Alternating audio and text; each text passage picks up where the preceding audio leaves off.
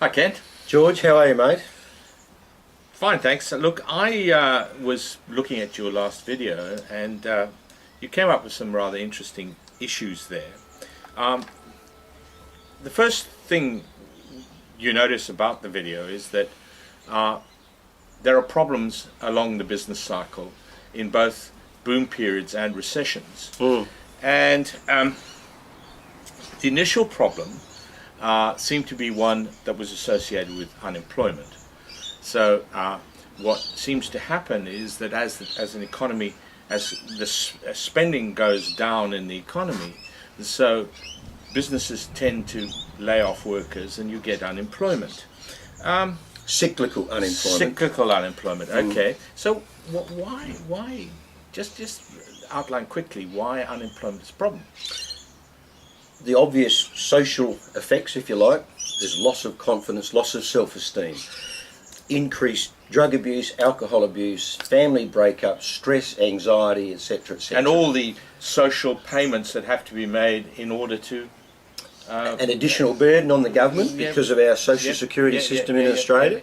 So and on the health system. Opportunity cost, and exactly, and increased crime rate is also associated with rising levels of unemployment. So it's a nasty, it's undesirable, and of course from a purely macroeconomic viewpoint, we're operating inside our PPF. Exactly. So we're not achieving that level of output we could be achieving if we weren't suffering from unemployment. All right, exactly. All right. So now, but cyclical unemployment isn't the only kind of unemployment, is it? No. There's two others. There's a labour market dynamic, if you like, which is there's a normal transitioning of people between jobs, and that in between thing we get the word friction. We call it frictional unemployment, and it's voluntary. We regard it as being actually quite a good thing, because clearly if people are voluntarily quitting their job anticipating getting another, they must be perceiving there's some strength in the economy. So most economists regard that as being quite a desirable thing. So vacancies, there are vacancies for the people who are unemployed. But they just haven't taken up those positions. No, correct. Yeah. The real thorny problem with respect to unemployment is what we call structural unemployment, where there's a whole host of examples of this.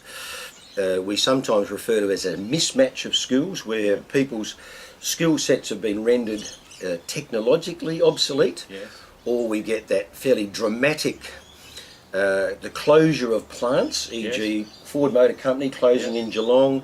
You get BHP closing the steel mills in Newcastle. So whole generations of people whose welfare was dependent upon the income generated from working in those plants ceases to exist. So they feel structurally dislocated, basically. So, and of course, if they don't get a job fairly quickly, they can slip into a mindset of being dependent on social security, and they lose their job skills. And they slip into that subset we call long-term unemployed, which is another generational thing. It's a really big problem for governments to address. Because you're actually they're requiring a reskilling. Exactly. And whose job is it to reskill these people? Yeah, and some of the reskilling may be just changing people's attitudes to work. I mean, there are generations of families who've never had a job.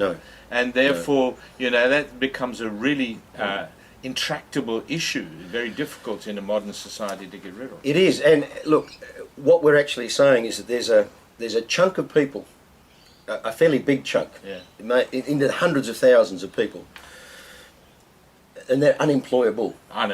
Effectively unemployable. So you can't put square pegs in round holes, or vice versa. That's right. Well, you can, but it's not very efficient. And it's not satisfactory for either the person being employed or the employer. So it is a problem. So now, from a policy point of view,